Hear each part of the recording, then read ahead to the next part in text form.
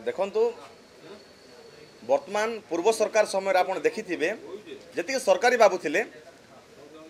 समस्ते राज करुले राज्य को समस्ते सरकारी बाबू ही राज करुले राज करने साथे साथे आईन बहिर्भूत संपत्ति पूरा ठूल कर पूरा मालेमाल होते जहाँ को वर्तमान सरकार आयत्त करने बोली रेड कर स्वागत योग्य पदक्षेप आउ वर्तमान सुधा ये 14 मास भितर 77 कोटी रेड आप जानी एवं 202 कोटी रु अधिक आय बहिर्भूत संपत्ति जबत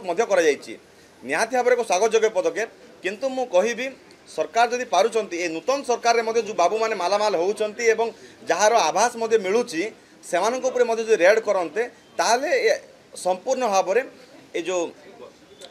सरकारी बाबू मानकर जो पीसी ना पीसी कारबार है क्या ठकिबा घटना गुड़ा है एगुड़ा कंट्रोल को आसी पारंता आउ केवल जे आक्रोशमूलक भाव में पूर्व सरकार जो मैंने टार्गेट पॉइंट थे से टार्गेट करी तदंत करा जाए ताले समस्ते आसीपारे ना अनेक रहीजे भितरिया तेणु अनेक ऑफिसर अच्छा जो मैंने दुर्नीतिग्रस्त ऑफिसर अच्छा से खोजी खोजी बाहर करूँ जहाँफल साधारण जनता खुशी रे जीवन यापन करने सहित प्रत्येक क्षेत्र में न्याय पाइपर सरकार गठन हो ओडिशा रे 14 मास किंतु आईन श्रृंखला कथा जो कहे ओडिशा रे आईन श्रृंखला संपूर्ण भाव में बेलगाम हो जाए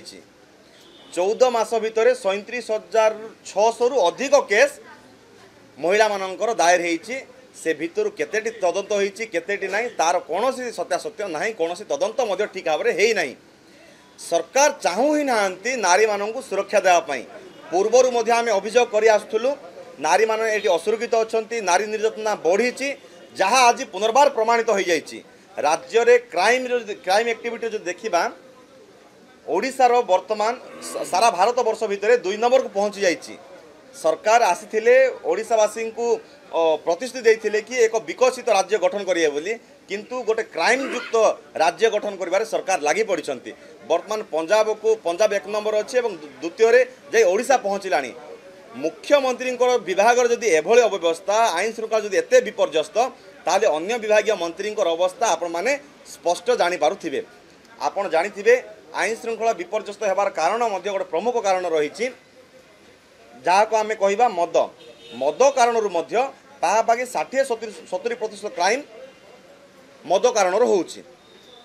आ सरकार कहते इे माराथन करुँच युवगोष्ठी को प्रोत्साहन देवाई शिक्षा स्वास्थ्य शिक्षा क्षेत्र में चाकरी क्षेत्र में प्रोत्साहन देवाई बोली गोटे मंतव्य दौरान इे खोलुंट मद दुकान 70टी मद दुकान 3टी मद फैक्ट्री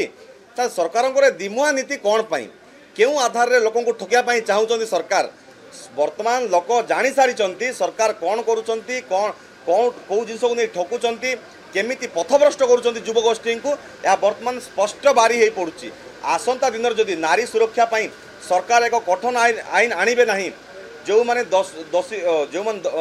जो माने आईन विरोधी काम करुँच कठोर आईन आणवे ना से कठोर दंड देवे ना एवं मद विरोधी कार्यकलाप जदि करेंगे ना ताले आसंता दिन में 1 नंबर है क्राइम रे 1 नंबर हवा एथिरे आउ कौन संदेह ना अति शीघ्र ओडिशा 1 नंबर हो तेणु सरकार आ उपरे गुरुतर सहित कार्यानुष्ठान नियंतु एवं ओडिशावासी को आईन श्रृंखला सठिक भाव में दिंतु नहले आंदोलन तीव्र रूप नब एथिरे कौन संदेह नहीं।